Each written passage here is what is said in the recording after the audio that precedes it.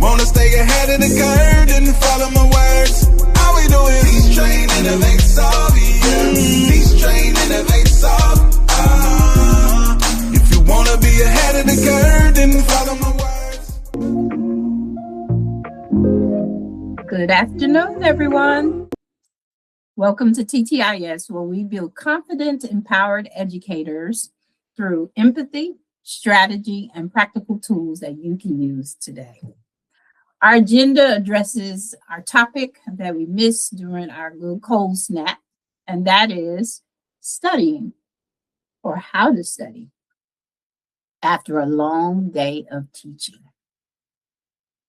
I know that this particular one is going to be a great one. I hope that it helps you as you continue to make waves to get closer to passing your certification exam. And as always, I'm grateful to have you here on our channel at TT Innovates. My name is Tamara Gibson, and let's jump right into what we intend on doing today. Our agenda for today is to talk about how traditional studying fails us at night, how after school study reset is a necessity, and I'm going to share with you some ways in which to do that. And then I'm going to close it out by talking about studying smarter and not necessarily this discussion of longer, which is sometimes an issue for many of us. But if your day has been anything like mine were, it's been a long instructional day full of labor, some visible labor, and what I like to call invisible labor. What do I mean by invisible labor? Where you're spending the whole day with classroom management, decision fatigue, and emotional regulation on the parts of your students, and also sometimes on the part of us. All of these things happen within the course of a day, and they can be very taxing. So the thought really is, if I can't study after work, sometimes people think there's something wrong. But that's absurd, because let's face it, after a full day of teaching, your brain is not lazy, it's saturated. The question is not, can you study, but how? That's really what I'm going to be addressing this evening with you. That's really my agenda. My goal tonight is to spend that time on that. And so you get home and you've made it to your home, and there's all kinds of other things that are possibly pulling on you before you've made it through the door. But you made it home later than you planned. The day was already full. As I said before, you're explaining directions, you're managing emotions, you're making hundreds of small decisions, even before lunchtime. And you tell yourself, I'll rest a few minutes and then I'll study. Have I stepped on a few toes with that so far? You sit down, phone in your hand, shoes still on, and time begins to get away from us. It passes. And when we finally open up a study guide, the words look familiar, but they don't stick. You reread the same paragraph as you're drifting off to sleep. Your mind drifts, then wondering about tomorrow's lessons, maybe a student that you're worried about, an email that you need to send or need to answer. And you close the book and you think, maybe I'm just too tired. Maybe I should be further along by now. But here's the truth. Nothing's wrong with you. Traditional studying assumes that a brain is fresh and quiet.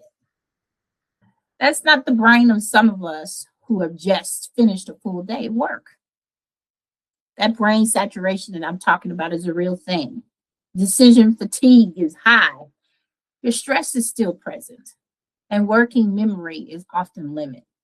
So rereading a long study session,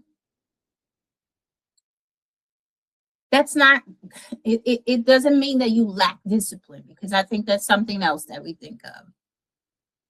But really, it's a failure of strategy. And that's what I come to you weekly talking to you about. Whether I'm talking to you about strategy regarding a classroom technique, or I'm talking to you about how to study properly. It's really about strategy. And it means that your strategy no longer aligns with the brain that you're trying to use at night. Night studying fails when it asks a tired brain to perform like it's a rested one. Once you understand that, hopefully something will shift. And as I said, tonight, that's really what I'm going to focus on and give you keys to success to help in that. Because the problem was never effort. The problem was the approach. You don't need more pressure.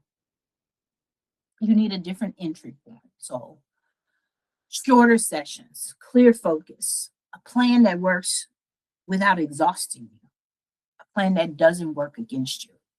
That is the progress that where progress actually begins.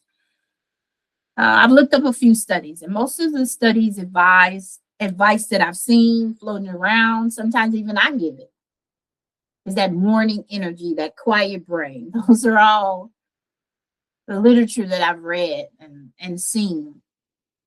But here are a few brain science explanations. Decision fatigue reduces working memory. Stress elevates cortisol, which interferes with your recall. While you're rereading, you're cramming, you're trying to do these long sessions, they often backfire after work. And then here's the biggest cost: guilt. And this guilt-based studying, it just reinforces avoidance.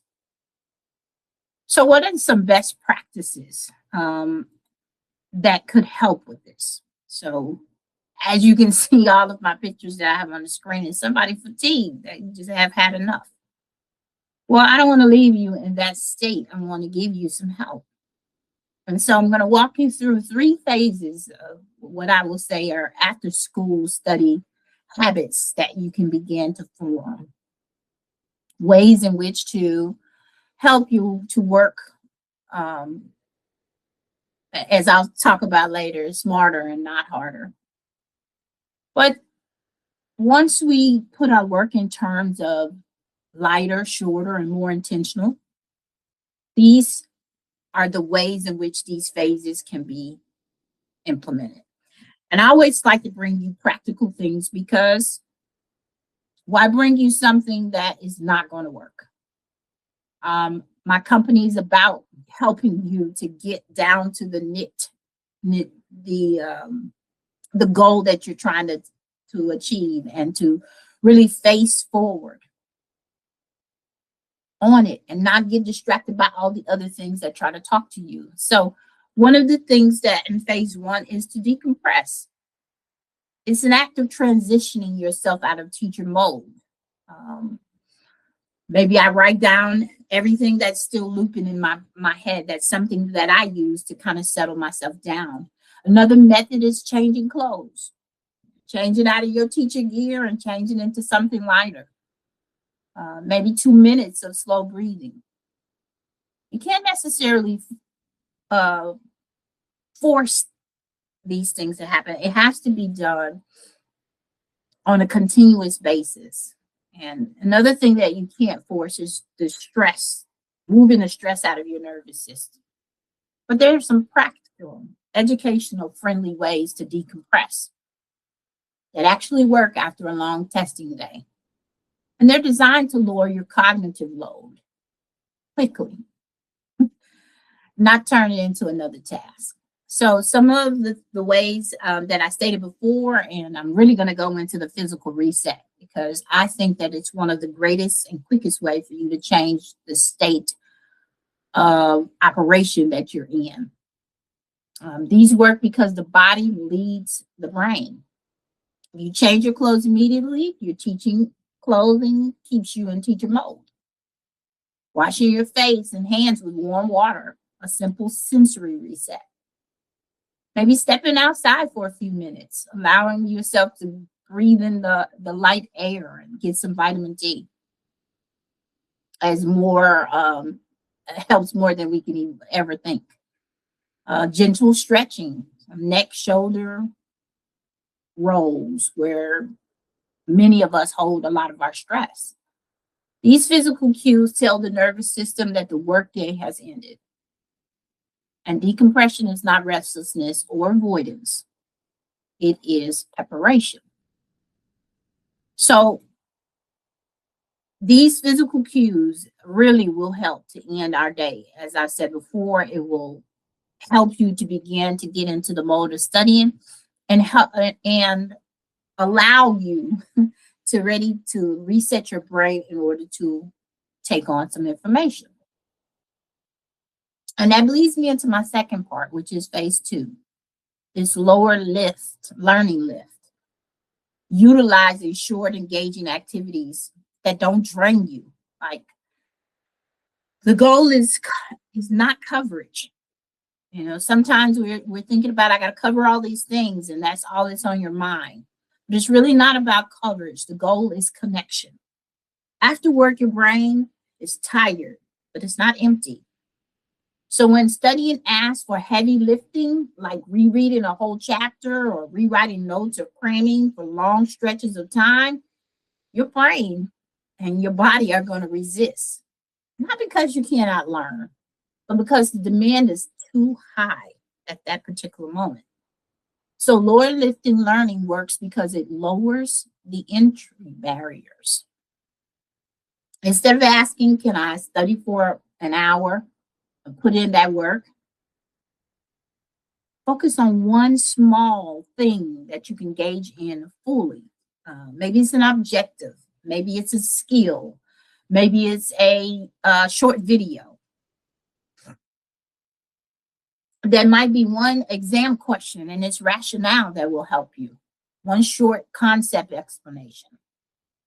1 to 2 exam questions with the rationale, as I stated before, or listening to a short concept explanation, reviewing a single anchor chart or a framework. Those will help. It will assist you. Versus the opposite, which is this heavy lifting, this idea that I'm not doing enough.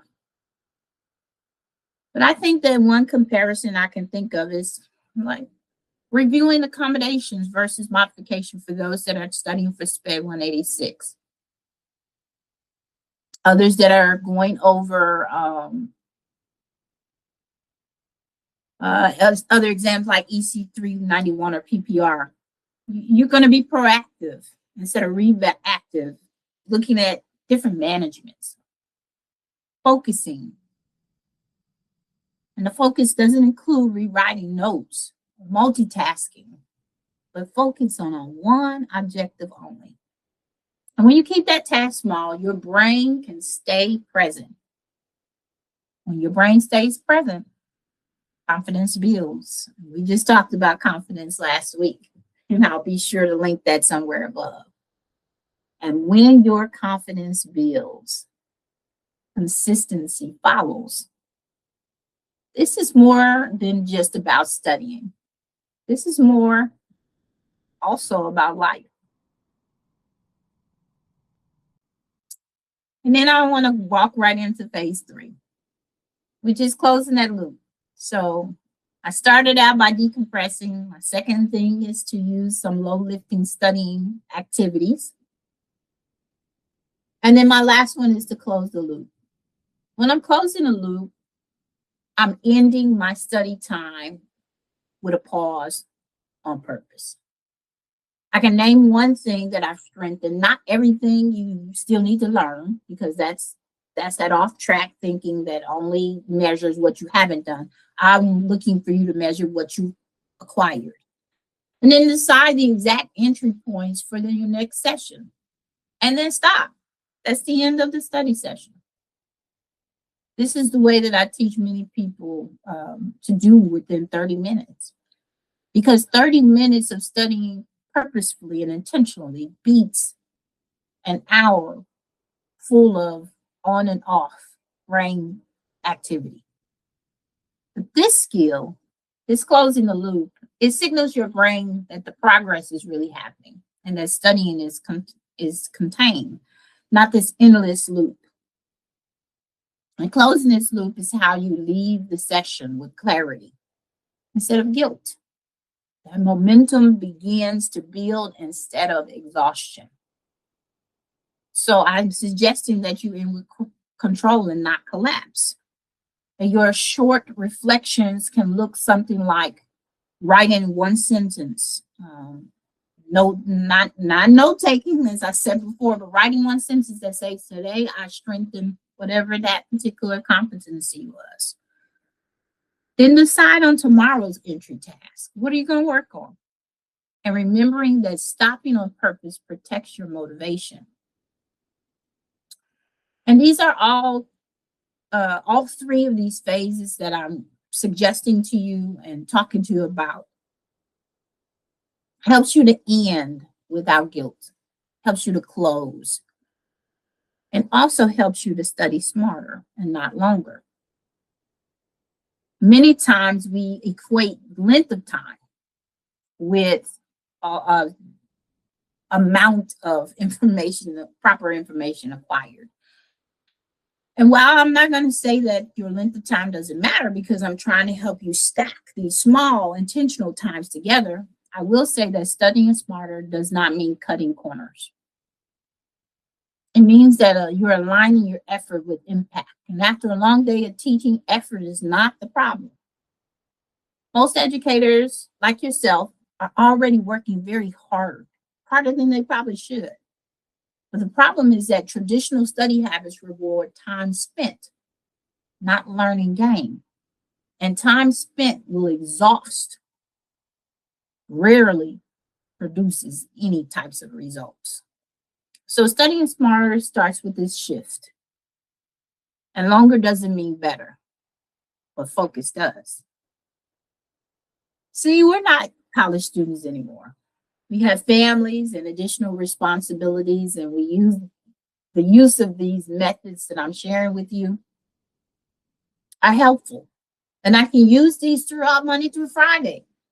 My weekend method, I can use the longer approach. But when I've taught all day long, that approach of I'm going to study for 2 hours tonight, you're going to be asleep like the young lady was, about to fall asleep at the couch in the pictures that I showed you before. What I would like to introduce is for you to be able to use some high impact strategies for when your brain is tired. You're going to choose some skills, some things that will help instead of harm. Things like a micro session versus a marathon. See, consistency rewrites confidence. It rewires it. It helps us to know that we're on the right path. Active recall versus passive review. We can squash all of that and just use the one question is enough. 1 to 2 questions are enough to focus on. Then I do believe that having the same time and the same cues will help you. You know, it's creating this habit of changing your clothes out. Maybe it's sitting at a desk like I'm at right now, or not getting in your most comfortable of the spots, but setting a habit that here I'm going to sit here at 6 p.m. and I'm going to pull out my notebook and I'm going to go over this particular thing. And then, of course, studying before you rest. Not studying after exhaustion, because you're going to hit zero. That's not the type of studying that we want. That's not the type of time and dedication we want.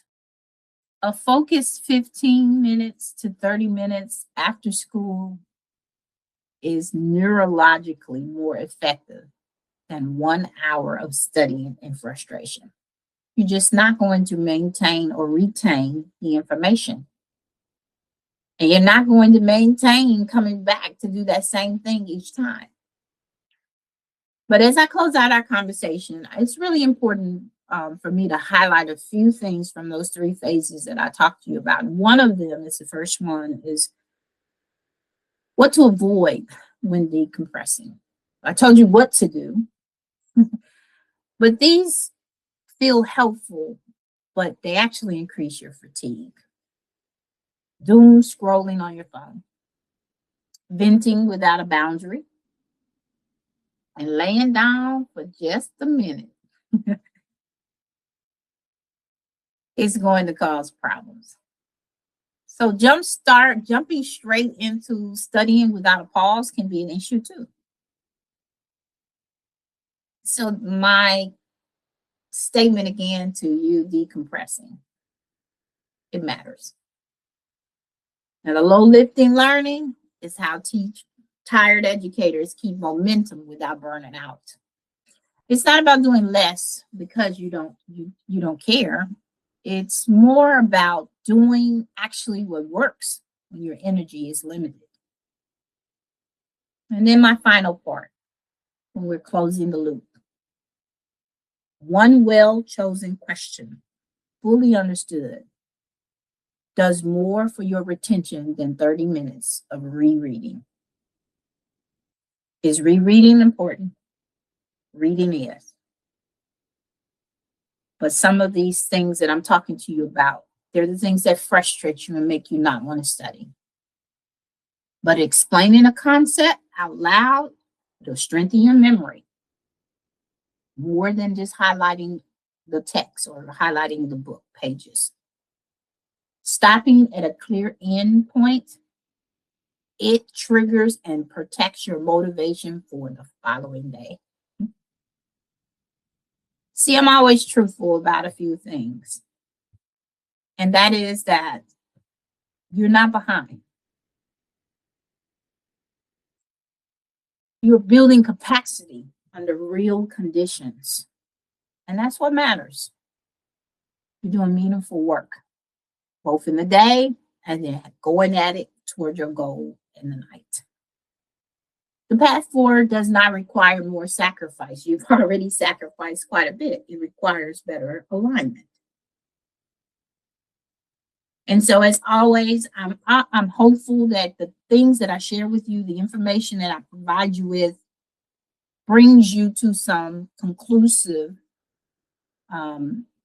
moments, reflecting on what you really need to do in order to acquire your goal. And my company is here to service you and help you to get over the hump and pass your exam. Other companies will give you a pass guarantee. And they will have some kind of clause within there. They've been taking your money for months, not helping you or providing you with motivation. But that's not what we're about. Truly, my heart is to help educators to stay in their classroom because they are already a rock star. But the pedagogy is lacking. So, as always, I'm grateful for you watching. If you would like to learn more about us, learn more about our products and services, you can find that at ttinnovate.com. We are on all of the social media platforms that you see below at TT Innovates. And I would love it if you would like, subscribe, and share this material. Because again, as I started this conversation, your brain is inundated, oversaturated with lots of information at the end of the day. But the keys that I gave you will help you, because 15 minutes versus 0 minutes of studying will get you closer to your goal than 1 hour full of frustration where you can't remember what you went over. All right, everyone. Thank you for being patient, waiting for this one to drop. We have another one coming on Monday, but I wanted to be caught guilty of giving you this week's topic. Have a great evening and afternoon. Thanks again. Good night.